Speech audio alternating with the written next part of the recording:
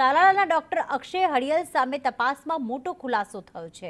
Doctor અક્ષયે caesarean કરતા 3 પ્રસૂતાના મોત થયા હતા। 26 મેના રોજ કવિબેન નંદાણીયાનું પણ મોત થયું હતું। જાન્યુઆરી 2025માં 2 પ્રસૂતાના મોત થયા હતા। ડોક્ટર અક્ષય પ્રસૂતાઓને જાતે જ એનેસ્થેસિયા આપતો હતો। હોસ્પિટલમાં પણ અનક્વોલિફાઈડ સ્ટાફ રાખતો।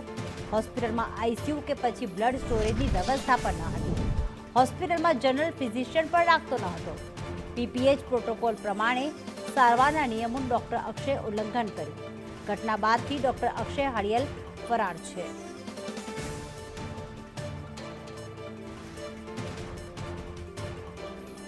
તો ખાસ જે હકીકત સામે આવી છે, આખો ખુલાસો સામે થયો છે કે ડોક્ટર અક્ષય જે છે તે એનેસ્થેસિયા પણ જાતે જ આપતો હતો।